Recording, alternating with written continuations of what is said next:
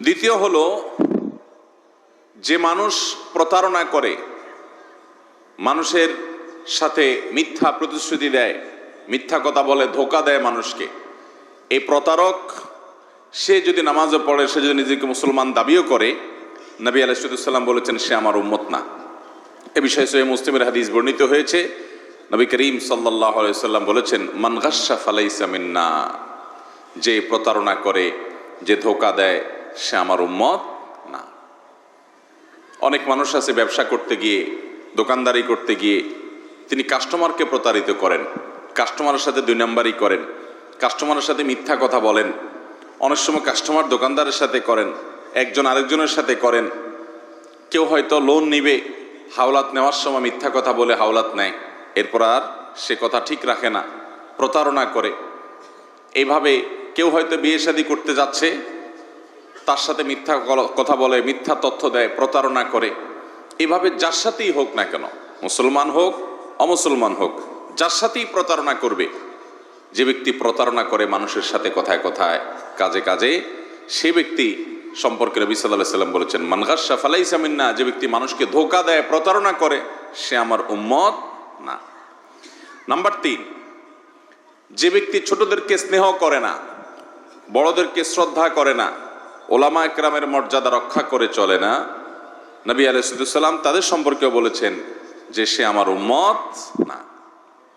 এবং এ সম্পর্কে মুসনাদে আহমদে হাদিস বর্ণিত হয়েছে। নবী আলাইহিস সালাম বলেছেন, মাল্লাম ইয়ারহাম সগীরানা ওয়ালাম ইউআক্কির কাবীরানা, যে ব্যক্তি এই উম্মতের ছোটদের প্রতি মায়া মমতা নাই, স্নেহ নাই, দয়া নাই, তাদের প্রতিও জুলুম অবিচার করে, আবার বড়দের প্রতি সম্মান নাই, শ্রদ্ধা নাই, এহতেরাম নাই, ইজ্জত করে না, তাদেরকেও যাথা আচরণ করে তাদের সাথে।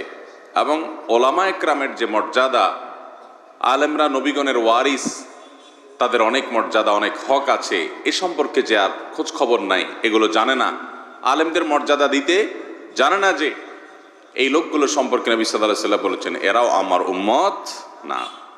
নাম্বার 4, যে ব্যক্তি মুসলমান হয়েও অন্য ধর্মাবলম্বী মানুষদের বেশভূষা গ্রহণ করে, তাদের মতো পোশাক আশাক পরে, তাদের মতো কৃষ্টি কালচার ধারণ করে, তাদের যে চাল চলন আছে, তাদের যে লাইফস্টাইল আছে, তাদের সব কিছুর অনুকরণ করে, অন্য ধর্মাবলম্বীদের এই কৃষ্টি কালচার, সংস্কৃতি ইত্যাদির যদি অনুসরণ করে, নবী সাল্লাল্লাহু আলাইহি ওয়াসাল্লাম তার সম্পর্কে একই কথা বলেছেন। এবং এ বিষয়ে তিরমিজিতে হাদিস বর্ণিত হয়েছে। নবী সাল্লাল্লাহু আলাইহি ওয়াসাল্লাম বলেছেন, লাইসা মিন্না মান তাশাব্বাহা বিগাইরিনা, যে ব্যক্তি অন্য ধর্মাবলম্বী মানুষদের সাদৃশ্য গ্রহণ করে, তাদের অনুরূপ কৃষ্টি কালচার, চলন বলন, এগুলো তার ভিতরে ধারণ করে, এই ব্যক্তি আমার উম্মত না।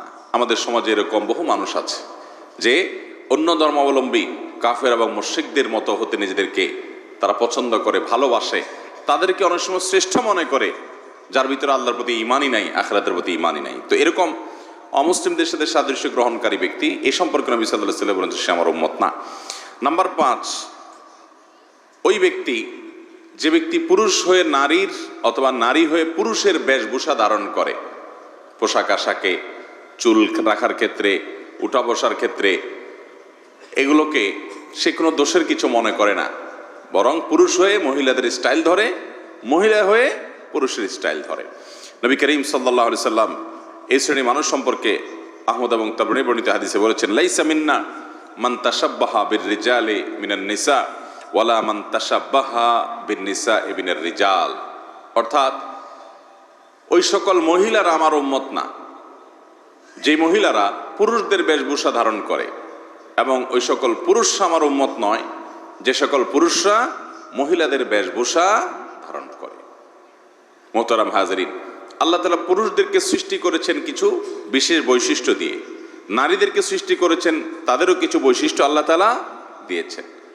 কোনো পুরুষ যদি নারীর বেশভূষা ধারণ করতে চায়, তার মানে তিনি পুরুষ হিসেবে প্রাউড ফিল করছেন না, তার পুরুষত্বের ব্যাপারে তিনি আল্লাহ তাআলার এই নেয়ামত পেয়ে তিনি যথেষ্ট মনে করছেন না। কোনো নারী যদি নিজেকে পুরুষের মতো করতে চান পোশাক আশাকে, তাহলে বুঝতে হবে তার নারীত্ব নিয়ে তিনি সন্তুষ্ট না, তিনি নারীত্বকে অপমান করছেন, তিনি পুরুষ হয়ে জাতে উঠতে চাইছেন।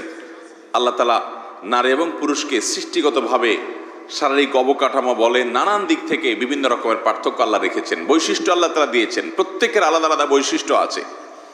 এই বৈশিষ্ট্যগুলোকে তুলে দিয়ে একাকার করে ফেলানোর যে চেষ্টা, এই চেষ্টা মানুষের জন্য দুনিয়ার দিক থেকেও কোনো কল্যাণকর কিছু না, এটা কোনো সুখকর কিছু না, এটা কোনো আখিরাতের দিক থেকে কল্যাণকর কিছু নয়। এটা আল্লাহ তাআলার লানত বর্ষণ হওয়ার কারণ, এটা গুনাহের কারণ, এটা সামাজিক স্থিতিশীলতাকে নষ্ট করার কারণ।